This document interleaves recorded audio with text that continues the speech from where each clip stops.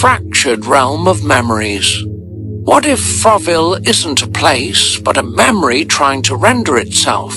F.R.O.M stands for Fractured Realm of Memories.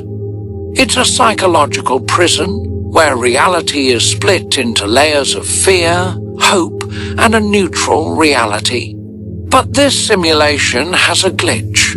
The Warden, a red entity intelligence that stitches the timeline back together every time you get too close to the truth.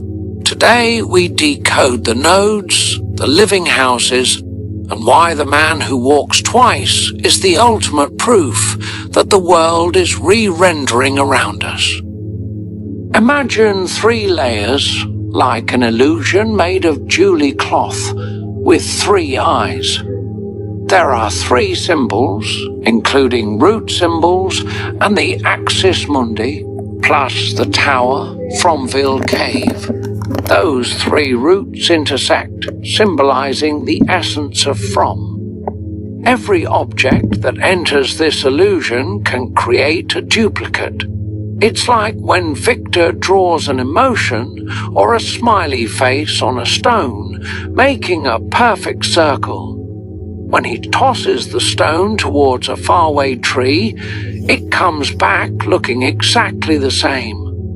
It becomes part of the system, but Victor's craving for perfection isn't quite right. It's flawed.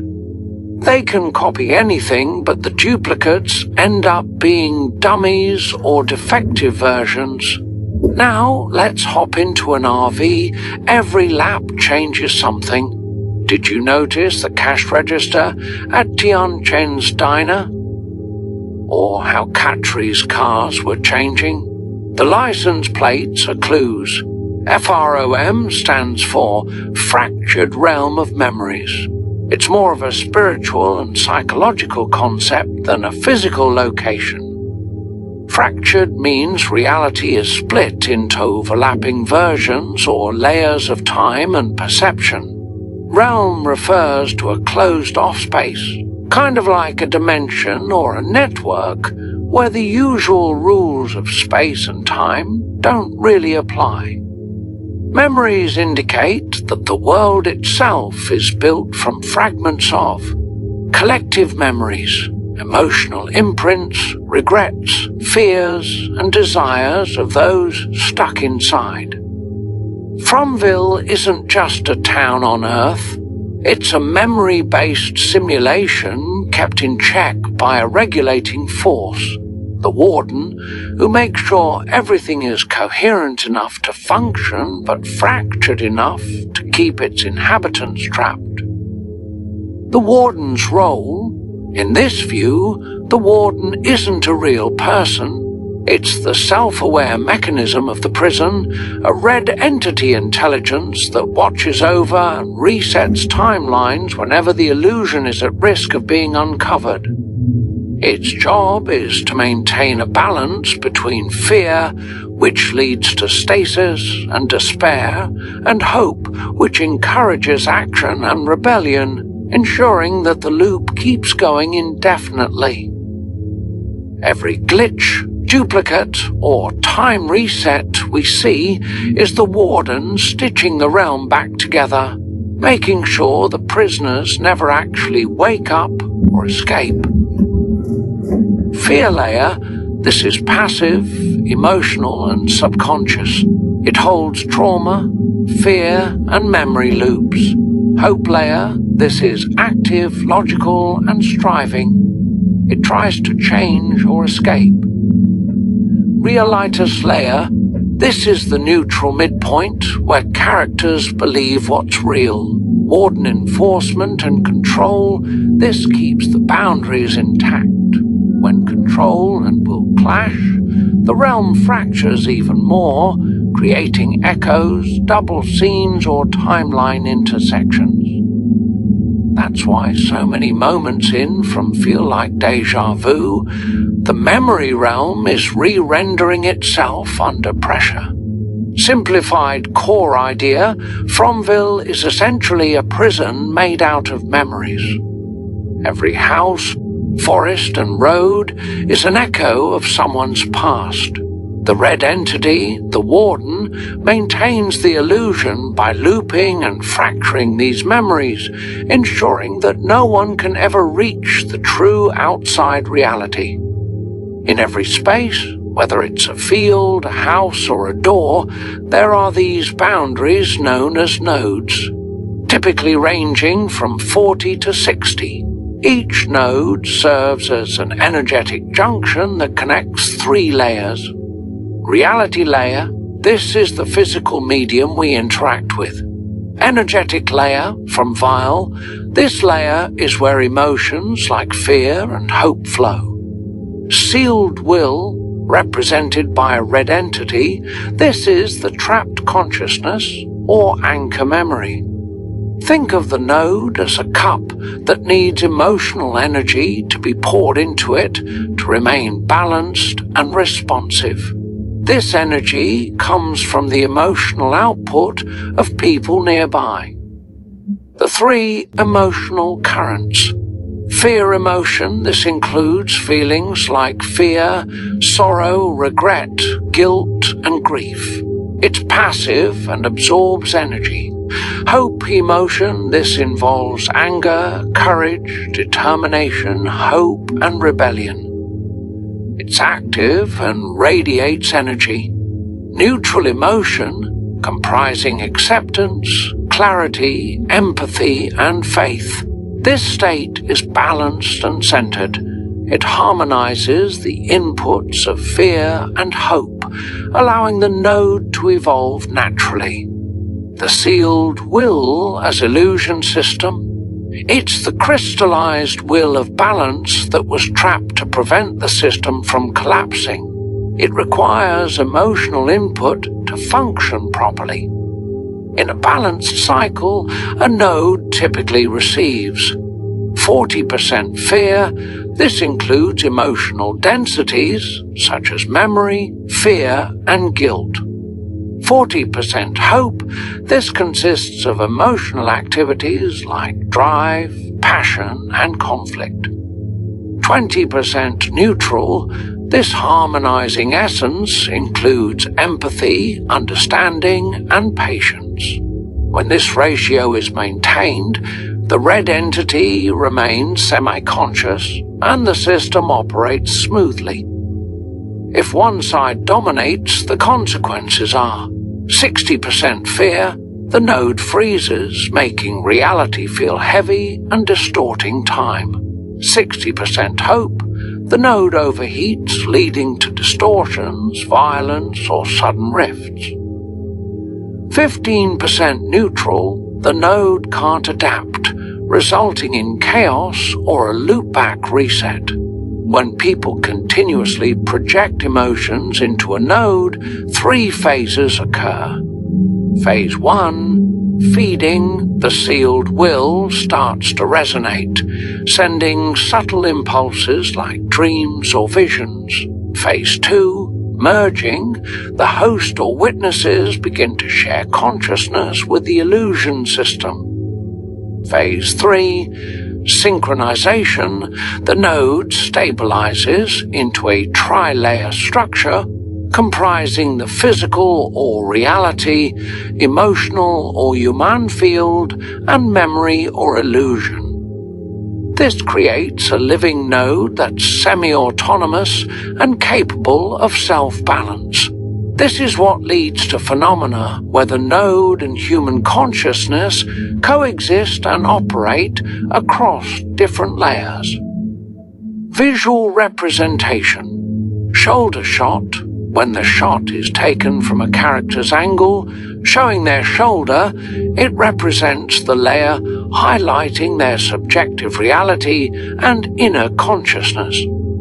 The camera captures their perception rather than an objective view, allowing objects outside the frame to change or disappear. Objective shot, a wide or aerial shot that doesn't align with any character, depicts the outer reality layer, showcasing a stable physical world where distortions from fear manifest. transitions, shifts from wide shots to shoulder shots or close-ups indicate a change between layers. This often happens during moments with characters like Boyd, Tabitha, or Sarah when they sense things others don't. Foreground character.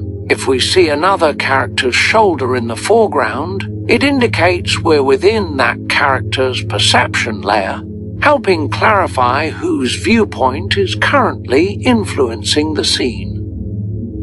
Emotional layers. Fear layer. The camera captures the character's emotions and consciousness rather than the physical world. Emotional energy is intense, encompassing fear, guilt, loss, and trauma. The angle is subjective, often over the shoulder or handheld, with cooler, dim lighting that distorts space and alters the flow of time. Hope layer. This layer features moments of explosive energy, intensity, or courage. The camera is dynamic, with visible motion during confrontations or action scenes, and is brightly lit with strong contrasts, facilitating transitions between layers. Reality layer. Here, the camera doesn't align with any character. It uses objective angles, wide, symmetrical, or aerial, to show the overall state of the scene. The energy here is stable, flat, and grounded. Light and color, the spectrum of energy, in, from, color, and light aren't just for looks, they hint at deeper energy. When the scene has cool tones, like blues and greens or dim lighting, it reflects the fear layer, tapping into memory, trauma, illusions, or spiritual insights, resonating with our emotions and subconscious. Switching to soft yellow or neutral daylight shifts the vibe towards reality, bringing balance and grounding in the physical world. Bright white or high contrast light signals hope energy, showcasing clarity, rationality, and those bursts of courage or revelation.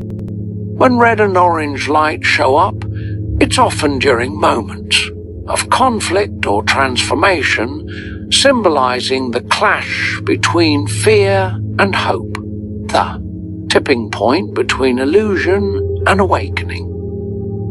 On the other hand, purple or cold grey light represents a liminal space, the void layer, where memories, dreams, and time blur together.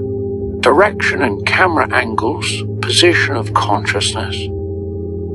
When the camera peeks over a character's shoulder, we see the world through their eyes, distorting space. The depth of field tightens, highlighting their subjective view. In contrast, an outside perspective anchors us in reality. The frame balances out, and the environment feels stable, reflecting the objective layer of existence.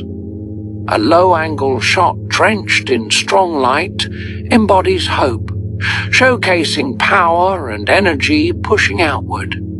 On the flip side, a high-angle or tilted shot hints at fear, as if the world is pressing down on the character, pulling their energy inward. In FRoM, you can clearly connect these themes to the setting. Fear, forests, roots, wooden houses, windows, nature feeling like a trap or a bridge. Hope, lamps, sunlight, flares, overexposure, light that transforms or ignites. Reality, roads, floors, open spaces, grounding and stability. Hope, towers, iron structures, sharp objects, reflections, cold order or control. Fear, rain, puddles, mirrored faces, reflection, memory, subconscious flow.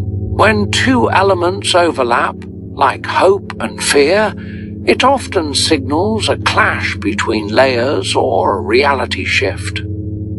Sound and collective emotion. The same energetic principles apply to sound. Low tones and distant echoes represent fear, the inner voice or subconscious vibration. Balanced ambient sounds belong to reality, embodying the neutral hum of existence. High metallic notes or sharp hissing express hope, representing active energy or psychic intrusion. Interpreting the layers. In summary, the fear, hope, and reality layers can be deciphered through 5 energetic codes: color and light, camera angle, camera movement, environmental elements, and sound and emotional rhythm. Each element indicates the energy flow, whether it's moving inward fear, outward hope, or remaining centered reality. Fear, internal, passive, absorbing emotions. Fear energy flows inward, seeping, reflecting, and absorbing. Its role is to store feelings and connect with memory and the soul. Fear shows up as emotional states that turn inward. It contracts the world, making everything feel cold, dim, and narrow. Grief or sorrow pulls energy down, dulling light into bluish-grey tones. Guilt and regret drag the self deeper inside, much like submerging underwater. Reflections and downward gazes take over. When compassion is inward and genuine, it becomes positive fear, a soft healing current. Surrender or helplessness can freeze energy, making the space feel heavy and still. Melancholy or nostalgia resonates with time itself, characterized by dim, warm light and static framing. Fear can be seen as either negative passive such trauma, despair, or positive passive such acceptance, empathy.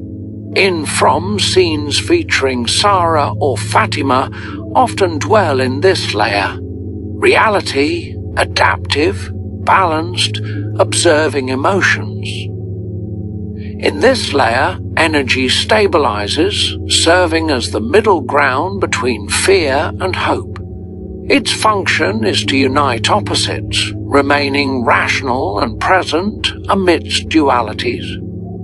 Calm focus emerges from a neutral balance, with natural colors and a steady rhythm. Conscious surrender, such acceptance, isn't about giving up, it's about adapting. The camera stays steady and the tone remains calm. Clarity is the essence of logic and awareness, often represented by gentle yellow light, and symmetry. Active love or a loving presence manifests when emotions harmonize. The shot is steady yet warm. Responsibility or groundedness focuses energy at the center, shown through neutral expressions and upright postures. This layer isn't passive or active, it's adaptive, the equilibrium between the two. In F.R.O.M, this state appears in calm, neutral moments before disruption. Hope, external, active, radiating emotions. Hope energy pushes outward, asserting, expressing, and initiating action. Its purpose is to declare, break stagnation, and propel forward. Anger bursts outward with rapid motion and dynamic camera work. Determination or courage drives forward, often highlighted by strong light and an upright stance. Desire or ambition pulls outward with sharp focus. Joy expands energy, characterized by bright light, quick rhythm, and high activity. Jealousy, lust, or obsession can distort the field, while rigid logic or willpower may be rational but forceful, marked by sharp sounds and stiff rhythms. Hope can be positive active like courage, enlightenment, or negative active such anger, domination. In FRoM, characters like Jim and Boyd often find themselves in this layer, especially when they're trying to outsmart the system. Simplified emotional energy scheme. Fear energy flows inward, passive and receptive, featuring emotions like fear, sadness, empathy, or surrender. Reality energy centers, adaptive and observational, reflecting calmness, clarity, and responsibility. Hope energy flows outward, active and expressive, showcasing emotions like anger, determination, joy, and ambition. Logic and strong will as hope. Surrender, fear, introspection as fear. Calm awareness, reflection, grounded balance as reality. The Matthews house as a node. Every node in FRoM acts like a tuning chamber, holding on to someone's emotional state. When another person with a similar vibe enters, the surroundings adjust to match that energy. In the Matthews house, Tabitha's fear and curiosity leave their mark on the walls. Jim's analytical drive and frustration inject hope energy into the space. Ethan's imagination adds a neutral or worried tone regarding Julie. So, when Jim steps in, the competing energies shift the room's appearance. Decor, lamps, windows, all adjusting to a new emotional balance. Layer reaction. Visually, the decor change suggests that the reality layer, or what we see, is syncing with the memory layer, what the house remembers. The node perceives Jim's arrival as a trigger and recalibrates too. Maintain equilibrium between his hope surge and the existing fear residue. It's less about ghosts moving things and more like a field realigning. The physical space morphs to reflect the dominant emotional energy. This foreshadows how the broader system reacts. The more he tries to understand the town logically, the more the environment reshapes itself to challenge him. The diner. So, the diner in Fromville is anything but ordinary. It's actually one of those key spots that keeps the town's vibes steady through routine and shared emotions. Whenever folks gather there to grab a bite, chat, or just unwind, they're basically sending out a wave of good feelings, comfort, light conversation, hope, and a sense of togetherness. This emotional sync helps keep the daytime reality stable, acting like a day node that pushes back against the fear that creeps in at night. In a way, the diner serves as the heartbeat of Fromville's middle layer, the man who walks twice. When you see the same guy stroll by twice in one continuous shot, it's not just a coincidence, it's the reality layer glitching because the node is briefly looping time to keep everything in sync. From a technical standpoint, the crowd creates a solid neutral vibe, that collective presence. Jim's curiosity and hope start to rise. He's analyzing. Ethan's quiet fear balances things out for a moment. But as Jim's focus sharpens too much, the node gets out of sync. Time rewinds for just a second, causing the guy to walk by again as the node resets its timeline. That double appearance on camera shows that the reality layer had a little hiccup. So, during that dinner scene, the balance between fear and hope shifts, causing noticeable echoes like people walking by twice. Energetic reading of the scene. Reality layer, slight desync or micro loop, guy walks twice. Boyd and Sarah's forest adventure, the host is trying to find their way back or channel some active hope energy, which means the hope energy is in play with their intentions. The reality layer is like a physical medium. Every mark or arrow made shows the interaction between their intention or hope and the energetic pressure in the energy layer as fear and hope. Fear pushes back against hope, creating a sort of back pressure on the reality layer. Because of this, the arrow might look reversed. The downward direction isn't because hope has turned into fear, but because of how fear and hope are interacting in reality. So, the logic goes like this. Intention, energy as hope. External pressure, resistance as fear. Reality layer is physical canvas. The arrow looks inverted or pointing down because fear is pushing against. The hope energy, making it flow in the opposite direction. An inverted arrow is like a physical sign of the energetic struggle between the host's hope and the system's fear in the reality layer. Exactly. The main idea here is that the node itself has a kind of will or mechanism to keep the energy balanced. It's not just up to the host to be active or passive. Host carries energy, hope or fear through intention or action, like carving an arrow. Node, an entity or energetic point that absorbs, holds or redirects energy to keep things balanced. Interaction. When the host tries to channel hope, like finding their way back, the node can push back using fear, which results in the arrow in the reality layer looking inverted.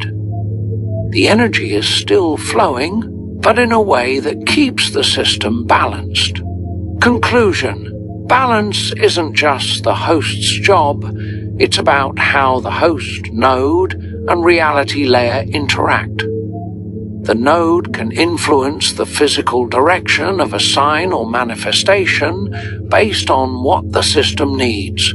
Reorientation of direction based on host condition. There are two extremes. When the host pushes back against the node, hope pushes outward while fear resists from below, causing a collision. The arrow might look inverted and point upwards in neutral camera view, but from the host's perspective, it's actually pulling left all the way back. When the host feels suppressed by the node, fear takes over. It absorbs or holds back all hope impulses. The arrow then points downward or diagonally right because the energy is being pulled back into the node instead of flowing out. When a host is suppressed, it's not a clear conflict like Boyd's situation. It turns into forced assimilation, where the node pulls the host's energy back into neutrality. Signs of this include the host losing their sense of direction or spatial awareness, visual disorientation. The reality layer showing distortions or arrows that seem to bow down. Physical arrows or symbols often point downward or diagonally right because they represent energy being reabsorbed by the node. So, if an upward arrow means the host is pushing back against the node as hope dominant, then a downward or right-leaning arrow means the node is absorbing the host as fear dominant. Difference between perception and camera.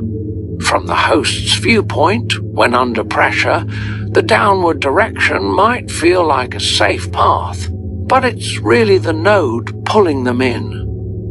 From the camera's or reality's perspective, the direction looks stable or simply down, but that's just how the node neutralizes things.